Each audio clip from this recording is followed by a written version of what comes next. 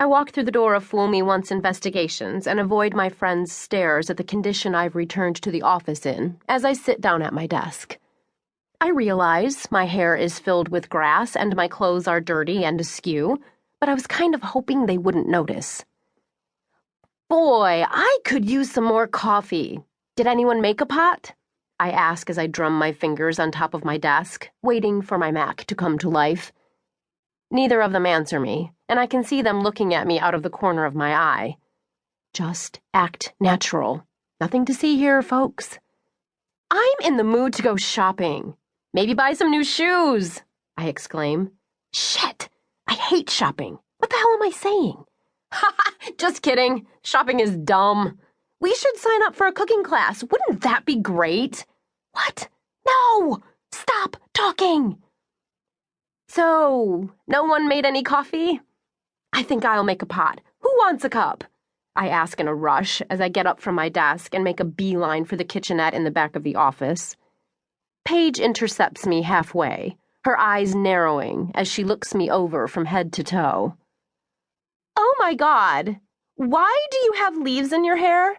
Sweet Jesus! Lorelai, get Sven on the phone. I can see Kennedy's roots. Son of a bitch. I don't have time to sit in a chair for 4 hours and listen to Sven tell me about his Yorkshire Terrier, Mrs. Justin Bieber, and her bowel movements. That dog is as dumb as her namesake.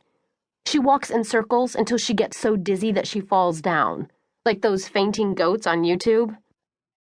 Her legs go all stiff, and then she just falls to her side, and Sven leaves me in my chair with enough foils on my head to communicate with Mars to go running up to her in a screaming panic, telling people to call 911.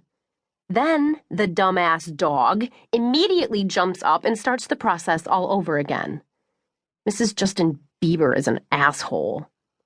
Sorry, I have to be in court in 20 minutes, Lorelai states, getting up from her own desk and walking toward me. What happened? I do my own shrugging in response and continue with the act that this is just a regular day at the office.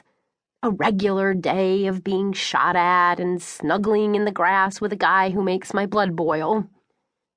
Hey, I need you to pull up whatever information you can find on McFadden. My dad didn't have time to get everything. Time to change the subject. I figured as much. Here you go, she tells me, handing me a file filled with papers. Now, back to the issue at hand. Or should I say, tree bark in hair. What happened?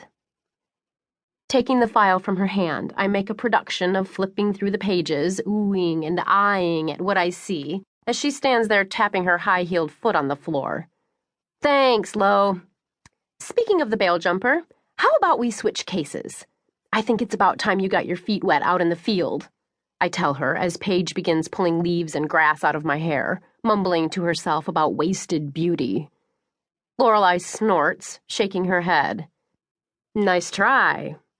I'm pretty sure we have a rule somewhere in our mission statement about how each individual assigned to a case will see the entire thing through. Right, Paige? Paige nods her head absently as she gives me a reassuring pat on the back before noticing another grass stain by my hip.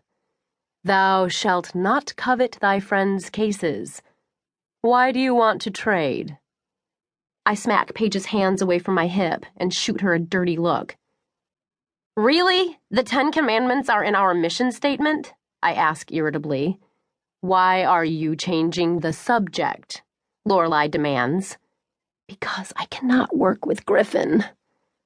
Because this is going to be a pretty boring, easy case. Perfect for one of you to handle to get some experience behind you, I lie. A boring, easy case doesn't usually involve coming back to the office looking like roadkill, Paige says. Gee, thank you so much, I tell her sarcastically. Fresh roadkill, but roadkill nonetheless, she replies with a shrug. Spill it. I can question insurgents in the middle of war-torn Afghanistan, but I am no match for these two. It only takes a few seconds of their stare down before I cave. I was shot at,